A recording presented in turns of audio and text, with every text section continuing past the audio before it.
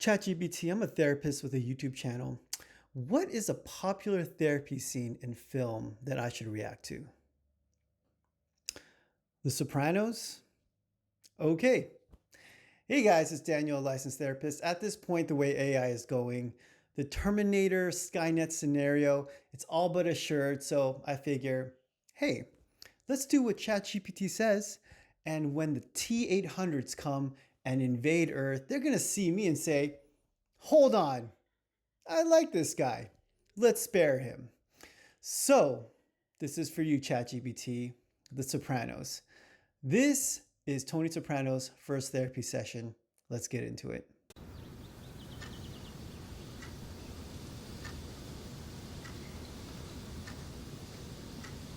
Dude, right off the bat, what in the world is going on?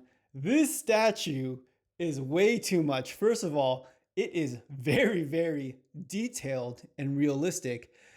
But the thing is, you need to know that you have no idea who's going to walk through that door. You can have someone who is a sex addict or someone who's addicted to pornography. And if they see that statue, it could be very, very triggering. I've actually seen a lot of couples where one person cheated on the other person. And let's just say it's the husband that cheated on the wife. And he sees this statue and he can't help but look up.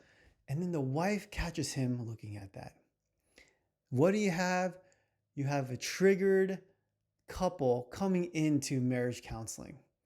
So this statue, I feel like, is very, very insensitive and a very bad call. Let's keep going.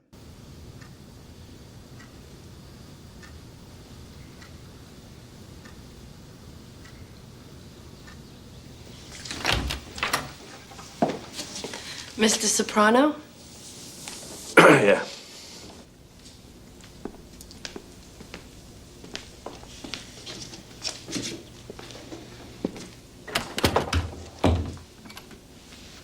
Have a seat. This has always been a very interesting moment for me, meeting a client for the very first time. Usually you know a little bit about the client, but more or less you need to be like Gandalf. No matter what comes through that gate, you will stand your ground. Because you have no idea what you're gonna get. And this lady gets a certified killer that walks through her doors. And if she did something like freak out or give any type of hint that she isn't totally cool, it could be over before it started. Professionally, I've never had a client like Tony Soprano, but I have had a lot of actors, people I've seen on the big screen. But after many, many years in the business, it doesn't faze me at all. And I think that this therapist does a pretty good job. Let's keep going.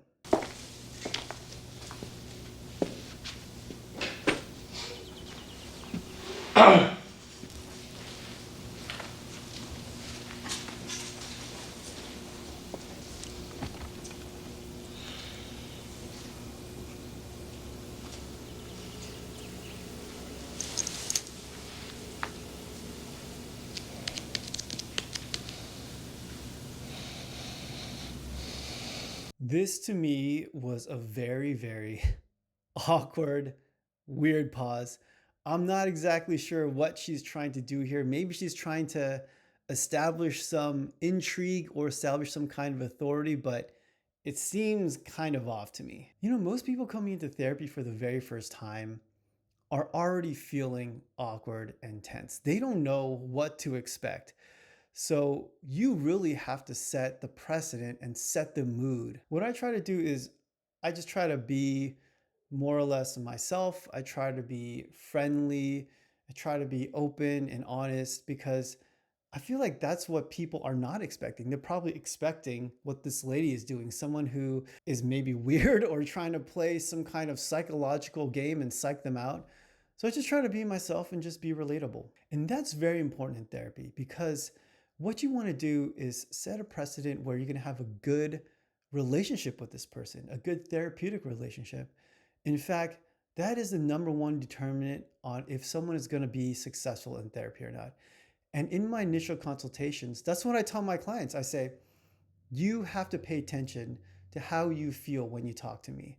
If talking to me feels off or you feel like you can't share, You should pay attention to that, and maybe it's not a good fit. But if you feel comfortable, if you like talking to me, then I think that we can really work well together. Let's keep going.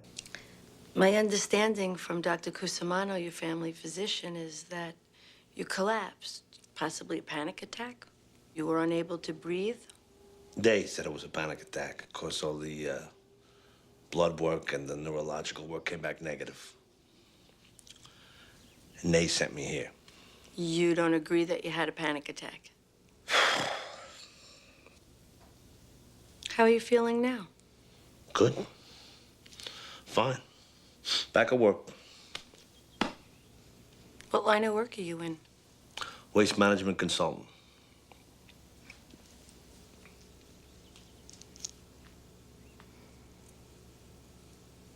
Look, it's impossible for me to talk to a psychiatrist. So that was another very long pause. And believe it or not, silence is a therapeutic intervention that we're taught about in graduate school. And it's usually the one that us graduate students learning to be therapists hate because it's so awkward. Look, therapy is kind of awkward initially to begin with, but someone learning to do it, sitting there in silence, is a big ask. But there is a purpose for silence. We don't want to fill that space just because we're anxious. We want to allow the client to have time and space to process and think about things. So silence can be good, but I am really not sure about the purpose here, especially in the first session. Any thoughts at all on why you blacked out? I don't know. Stress, maybe. About what?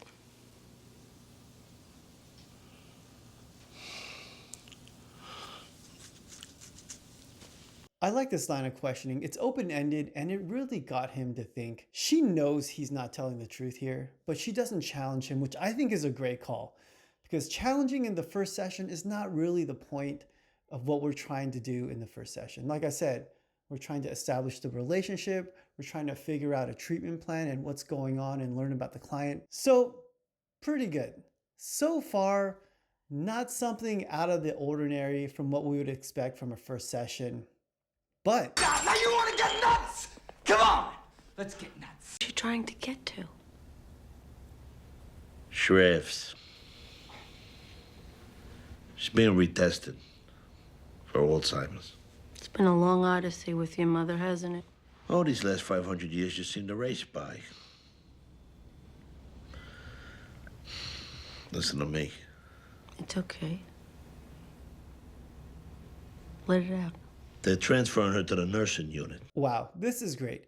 It's clear that they now have a pretty good therapeutic relationship, and on the prompt of let it out, that's what he does. He opens up and he gets vulnerable. This is a big contrast from the first clip where Tony is just very guarded. So good for you, Tony, getting the most out of therapy. Which is the thing that she dreaded and feared. Isn't it interesting how this memory loss is cropped up right after you failed to be killed in the carjacking? You think it was a carjacking? Of course not.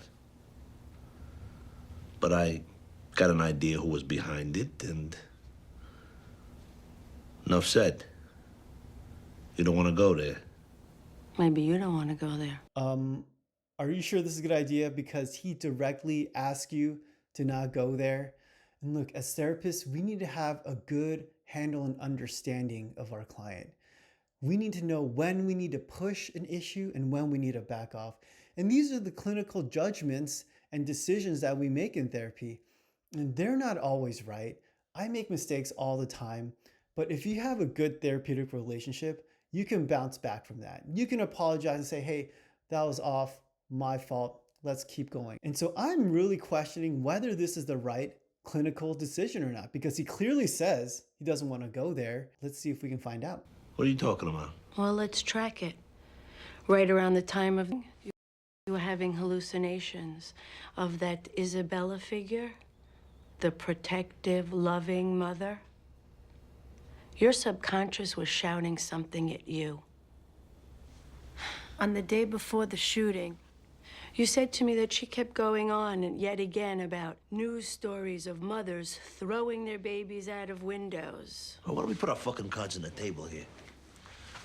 What do you think?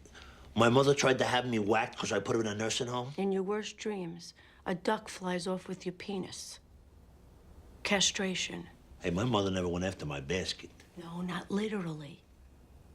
Look, ordinarily a patient is helped to make his own breakthroughs, but your life is in danger. So, okay, I'm willing to put the cards on the table. I don't like where this is going. There's an alarm going off in my head right now. Danger, Will Robinson! Danger! No, Will Robinson! Danger! She's taking a big chance right here because she's absolutely correct. You have to let clients come to their own realizations and epiphanies.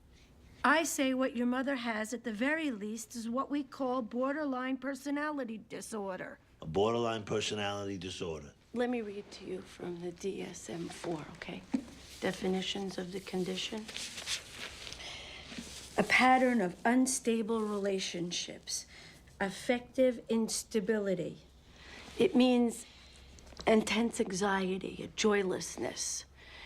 These people's internal phobias are the only things that exist to them. The real world, real people are peripheral. These people have no love or compassion. Borderline personalities are very good at splitting behavior, creating bitterness and conflict Danger, Will Robinson! between others in their circle. Twisted fucking bitch.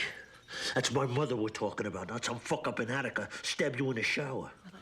See, we're through, you and I. We're finished. And you're lucky if I don't break your fucking face in 50,000 pieces. Okay.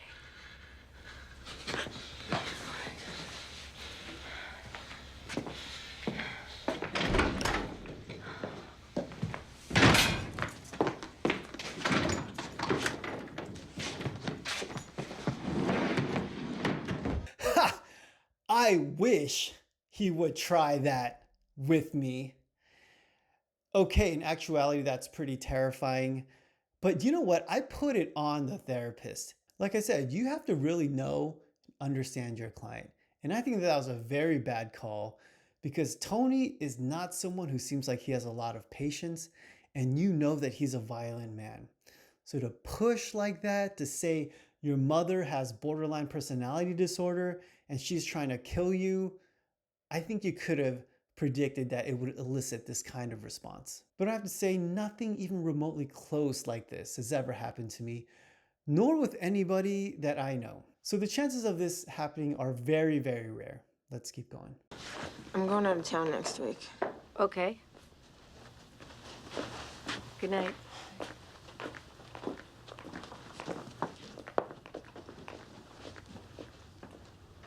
Anthony.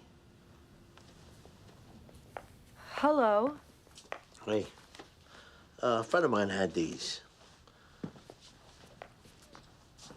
I'll see you next week.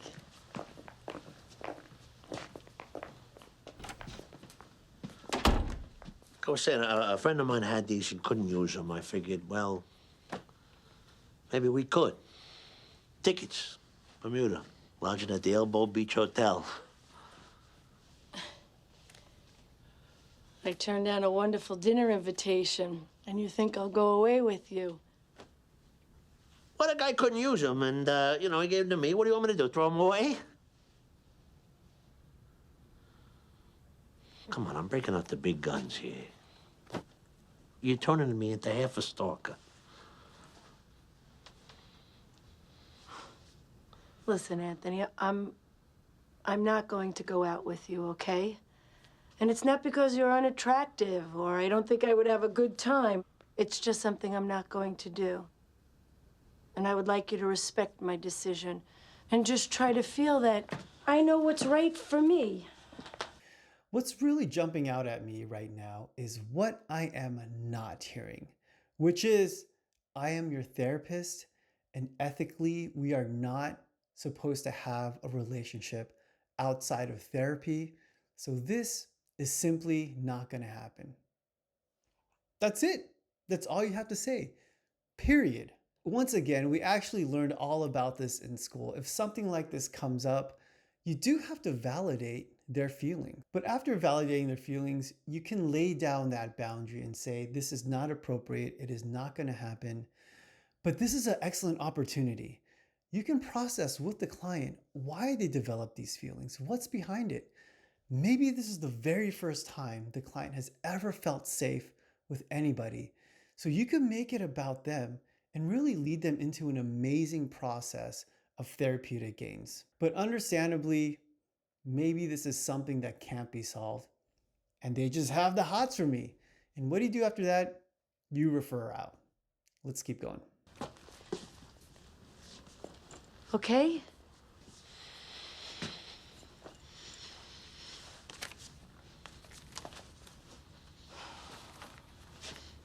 But it's not just the psychiatric ethics stuff, is it? I want to preserve the option for you that you could always come back to our work if you wish, and that we could pick up where we've left off. I don't think you get this. I want you. And that's very flattering to me. I'm not interested in flattering you. I know you're not. All right, then what is it, okay? What is it? Just help me understand it, okay? So he brought up the ethics. There's nothing to understand. There's nothing to discuss. And it seems like they're out of treatment right now, but you are not supposed to have any kind of relationship with your client, romantic or otherwise, 5 years removed from therapy. That is it. There's nothing to talk about, but I don't think it's headed that way. So... Danger, Will Robinson. Danger. You know, Anthony, during therapy, I never judged you or your behavior.